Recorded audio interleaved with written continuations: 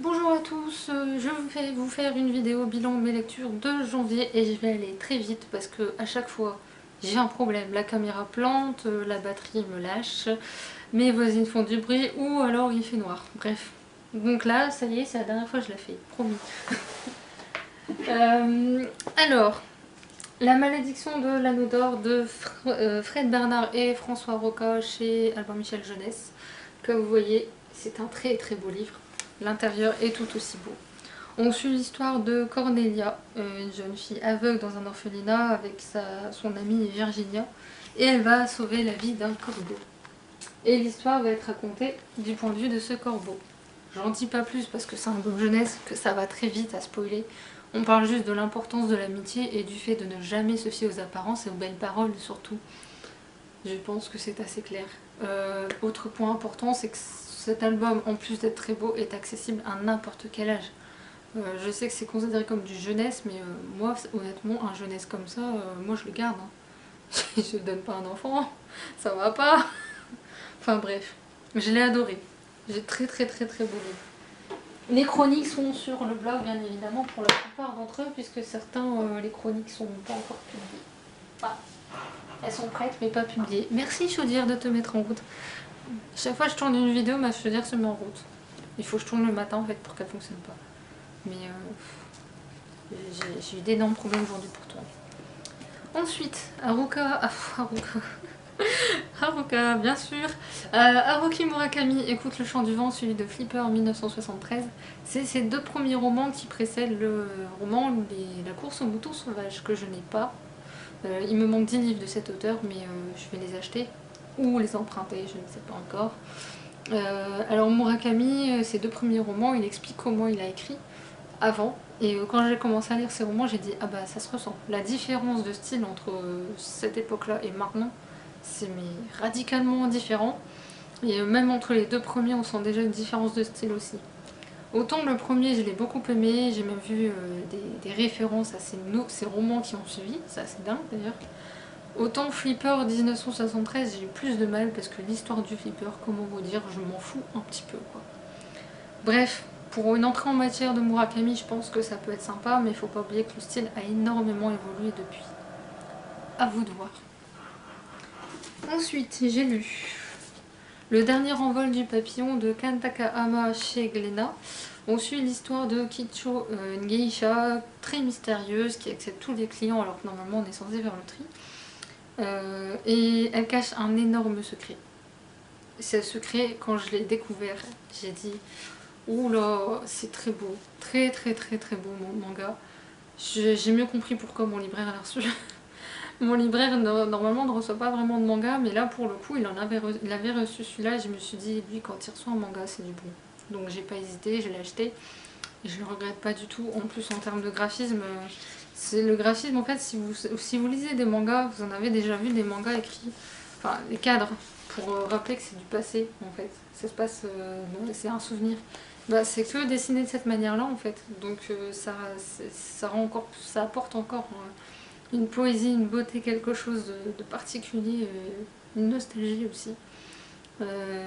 Bref, j'ai beaucoup aimé, l'histoire est très belle, très touchante. Et je suis admirative de ce personnage féminin qui n'a certes pas existé, n'empêche que son entourage, les décors ont vraiment existé, que l'un des personnages a réellement existé également, et que la mangaka s'est inspirée de faits réels. Même dans le langage des geishas, elle s'est inspirée d'une autre ville là pour le coup, parce que sur cette ville-là, elle ne le savait pas, mais elle s'est inspirée d'une autre ville pour le langage des geishas, la façon dont elle parle. Donc je suis vraiment contente de l'avoir lu, en plus de l'aspect historique, d'apprendre des choses, il est vraiment très très beau. Pour l'aspect érotique, parce qu'il y en a qui pensent que c'est érotique, moi personnellement j'ai pas trouvé ça très érotique honnêtement.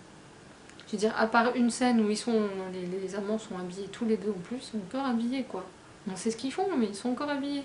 Je veux dire, le reste du temps, quand elle est nue, c'est parce qu'elle se lave ou parce qu'elle est en train de s'habiller. La notion d'érotisme là, alors que c'est juste la beauté du nu, enfin je veux dire, les peintres, le nombre de peintures qu'on voit de nu, enfin voilà. Je suis un peu surprise par cette notion là. Ensuite, j'ai mon premier coup de cœur de 2018, puisque c'est aussi la première lecture que j'ai finie en 2018. Le porteur de mort, le tome 1, l'apprenti de Angela Rakin chez Plume Blanche. On suit l'histoire de Seissa Morgan, un jeune homme de 17 ans qui se retrouve à devenir apprenti dans une école pour devenir un Tenshin. Comment vous expliquer les Tenshin? C'est des soldats, des conseillers de guerre et autres aussi, des diplomates. Sauf que Sei, c'est un jeune homme, comment dire, un peu particulier. Puisque lui, il aime les filles, il aime l'alcool, il aime la clope, il aime négocier. Parfois, on se demande si c'est tout à fait réglo ce qu'il fait d'ailleurs. Donc on se dit, et il aime bien aller en prison. Et surtout, il n'a aucun respect pour l'autorité et les personnes au-dessus de lui. Et là, on se dit, mais c'est peut-être pas une bonne idée. Et en plus, c'est pas parce qu'il réussit ses études que forcément il va devenir Tenshin. C'est à lui de choisir aussi.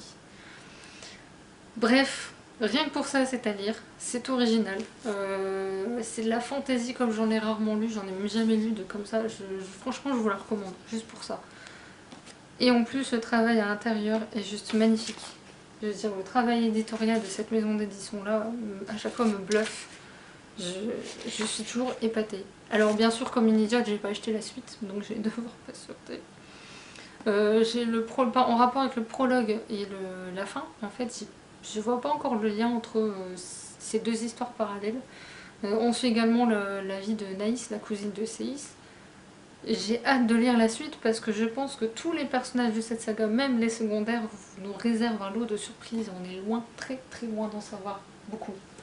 À la fin, de toute façon, j'avais des questions à me poser, donc voilà. Ensuite, j'ai lu ce manga, cette série de mangas, OB de Asumiko Nakamura chez Boys of VDP. Donc oui, c'est un manga yaoi. Je vous recommande quand même d'avoir lu Dokyusei avant, puisqu'on suit encore le couple de Kusakabe et Sajo. On le suit moins parce que là, maintenant, c'est vraiment leur décision de couple qu'on suit. Donc ils sont en couple, c'est définitif et ça ne changera pas.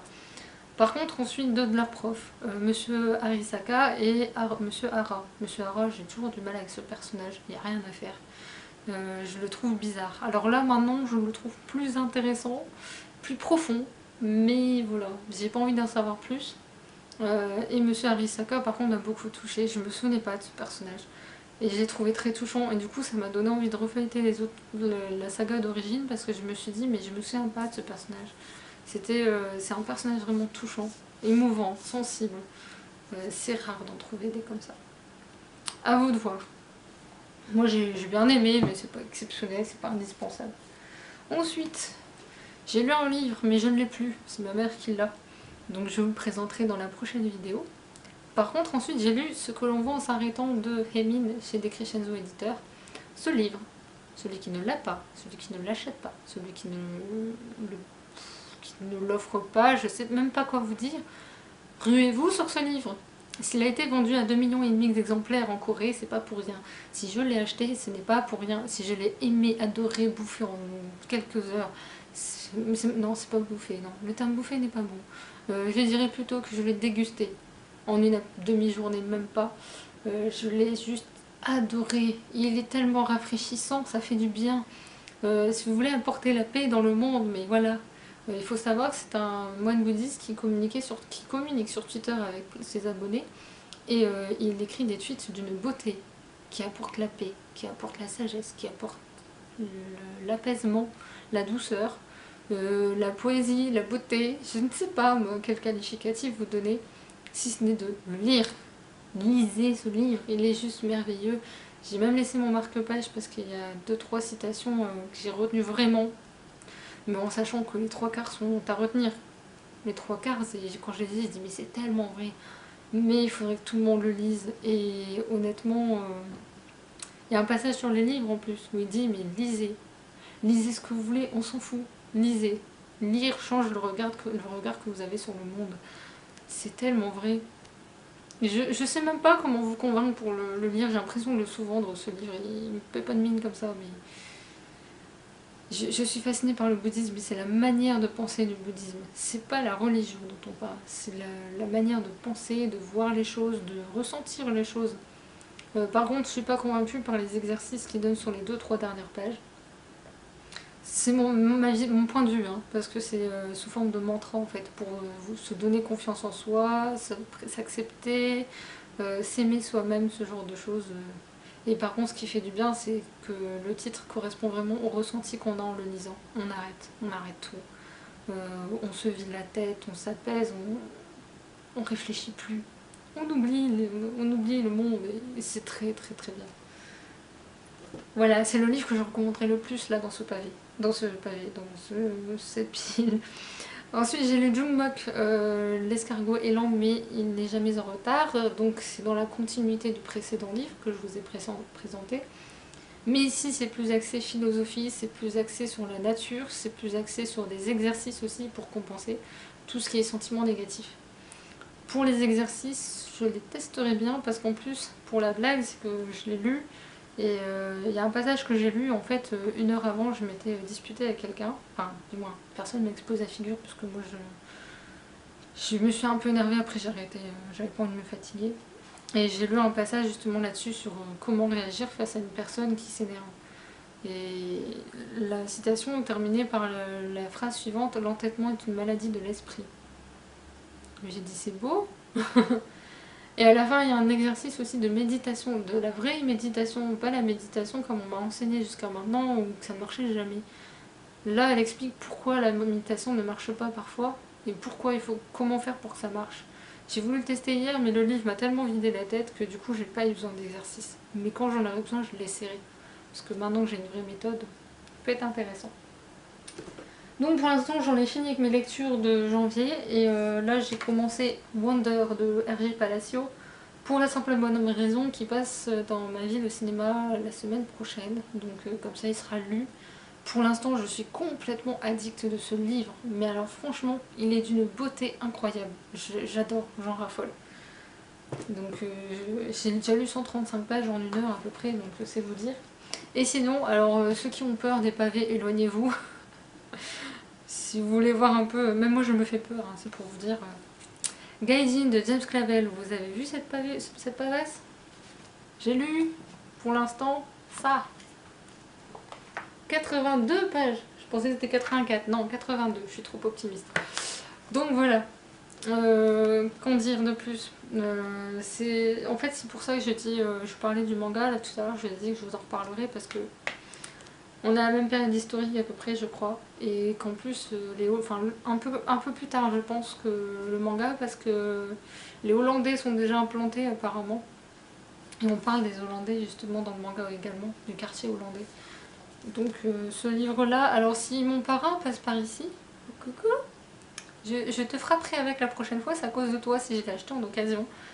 Parce que mon parrain m'a dit tu adores le Japon, tu te dois de lire Gaijin, c'est le livre à lire.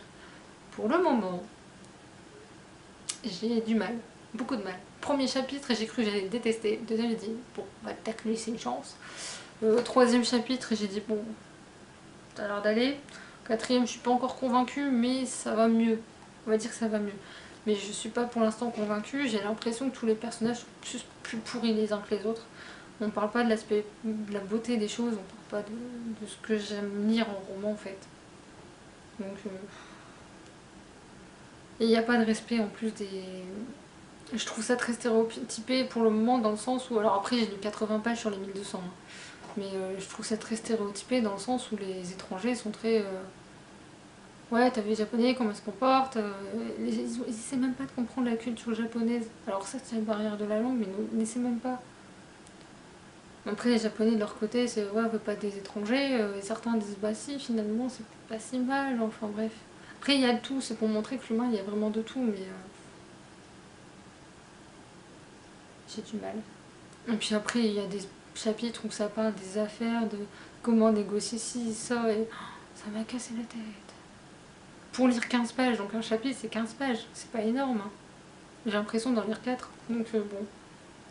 Ce sera ma lecture du soir, comme ça voilà, ça me fera faire dodo correctement, je me viderai la tête. Donc je vous en parle au 31 décembre 2018, on est d'accord? Je pense que ce sera pas avant. Et une fois que j'aurai fini Wonder, dans le cadre d'un club de lecture, je vais lire celui-ci, La Bibliothèque des Cœurs Cabossés. C'est bien, ça me fait vider ma palle, les clubs de lecture. Là j'en fais plusieurs là, sur internet, et là il y en a un 28 janvier, c'est pour ça que je dois le lire rapidement. Je sais même pas combien de pages. Je me suis inscrite, je sais... Oh, 500 pages. T'arrêtes bien. Ça va, j'ai 3 semaines pour le lire, ça devrait le faire. YOLO. Bref, donc je vais vous laisser là, je vais vous souhaiter une bonne soirée, de bonnes lectures, plein de bonnes choses comme d'habitude, hein. Je ne souhaite que des bonnes choses, là. Et je vous dis à bientôt. Au revoir.